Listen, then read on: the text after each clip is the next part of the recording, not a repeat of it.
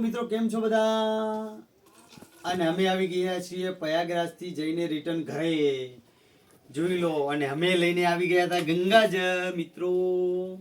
અને આ ગંગાજળ અમે લઈને આવ્યા છીએ અને આની અંદરથી અમારે 1000 માણસનો ટાર્ગેટ છે સ્નાન કરાવવાનો. દરેકના ઘરે ઘરે અમે જે અમારા કનેક્ટ છે રિલેટિવ બધા એમને અમે મોકલવાના છીએ. અને એમના માટે છે ને હું બોટલો લઈને આવી ગયો છું. જો ફ્રેશ બોટલો અને પોકાડીશ. અને આ બોટલો ભરીને પણ ઓસ્ટ્રેલિયા, યુકે, ઈરાન, આફ્રિકાને જવાની છે મિત્રો.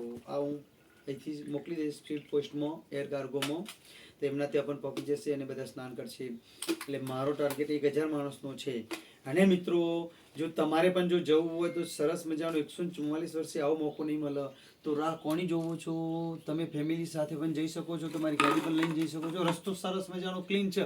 તમે અમદાવાદથી નીકળો એટલે ઉદયપુર બાયપાસ સીધા, અને તમે છે ને સીધા ચિત્તોડગઢથી કોટા શિવપુરી સરસ મજાનો સીધા પ્રયાગરાજ. અને કેટલો બહુ મજાનો રસ્તો છે. તમારે કેટલા 4 રાજ્યમાં તો પકવાનું છે: ગુજરાત, રાજસ્થાન, મધ્યપ્રદેશ અને યુપી. આ ચોથું રાજ્ય તમારે એન્ટ્રી કરશો એટલે પ્રયાગરાજ તમે પહોંચી જશો મિત્રો. તો તમે જો તમારે પણ કોઈ પૂછપરછ કરવી હોય તો પણ મારો કોન્ટેક્ટ કરી શકો છો. મને પૂછપરછ કરશો તો હું તમને સાચો સલાહ આપી દઈશ. મારો નંબર છે 94 263 85 875 9426385875. અને મારી ચેનલ છે Krishna tour and travellers, YouTube ઉપર બનાવેલી. જો તમારે પણ એ વિડીયો જોવા હોય તો તમે જોઈ શકો છો. પણ જે કોઈ વિડીયો મૂક્યા છે સારા અને સરસ મજાના મૂક્યા છે, ઓરિજિનલ જ મૂક્યા છે. હું કોઈ ડુપ્લિકેટ કરીને જોઈન્ટ કરીને મૂકી તો નહોતું. તમારે પણ જો વિડીયો જોવા હોય ને તો ચેનલમાં જોઈ શકો છો. સરસ મજાની કોઈ તકલીફ નથી. હા, તમને ટ્રાફિક મળશે, અને ટ્રાફિક તો દરેક જગ્યાએ મળે. પવિત્ર જે હોય ને એ જગ્યાએ સ્થાન, અને કોઈ પણ માતાજીના ત્યાં જ્યાં હોય ધામમાં એટલે ટ્રાફિક તો હોય જ. આપણે કોઈ પ્રસંગ કરીએ તો ટ્રાફિક નથી હોતો, તો પછી એનાથી કોઈ ગભરાવાની જરૂર નથી.